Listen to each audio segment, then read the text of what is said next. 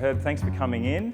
Welcome to Time+Tide. Fantastic, what a great space. That was the grandest entrance to our space ever. We're here because you love watches. Yeah, absolutely. When did that passion start? I had a passion for in the old days in the late 1980s or early 1980s with Formula Ones. I don't know if you remember the Tag Heuer brand was just so big in those days, and whatever I could do to, same sort of thing, scrounge whatever I could to buy my first. Now look, we've had a few collectors come in over the years and they brought in their watch boxes, and I see you've brought yours. I have. I've got a very special watch box. It's on wheels. It's on wheels. So these are the 488 Spider, which has just been launched to Australia. And have a bit of a look. Let's do it. So Herb, I'm going to let you drive today. Let's roll through the collection at your pace. Where are we going to start, Herb?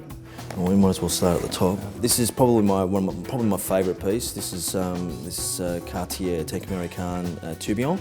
I turned 40 a couple of years ago, and I'm a pretty difficult guy to purchase for. And somehow my mother found out about this collectible watch that was being produced in a couple of years' time. She's a fan of Cartier, and she managed to order it for me. So yeah, this is a pretty special piece, not only because it was a gift from my mother, but I actually really love the piece, and I'm pretty choosy, so she picked straight on. She didn't consult with you? No, she didn't consult with me. It was on my birthday, and then I opened it up. I went, oh my god, I can't believe it. So yeah, no, it's a lovely piece. The Girard-Perregaux, they were a licensee for Ferrari in those days, and I happen to own a 360 Modena, and this is a special piece which was to commemorate 360 Modena. There's only 10 pieces made. Bell & Ross, so I really liked it, kind of like the aviator style, and I love the matte black. Was just a bit of a stealth watch, yeah. Really liked AP growing up. Obviously the Royal Oak Offshore was something for me which I wanted to purchase. It's an iconic watch. It is. It's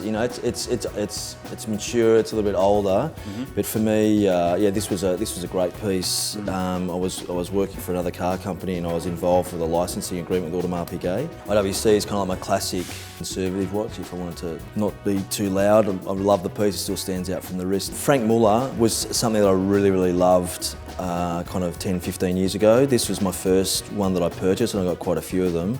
This is the Master Banker. I'm not a huge collector of Rolexes. I like a few iconic pieces. It's a really great sports watch. The Daytona ceramic, it's, you just got to have it. And there's one jumping out at me. I know I said I'd let you drive, but I'm just a kid in a candy store here. But when does that big old Richard Mille get a Guernsey? Apart from probably the Cartier, Richard Mille was probably another iconic one in my life from a personal point of view. I was in Japan and for work, and I was selling my home, and it happened to exchange whilst I was in Japan.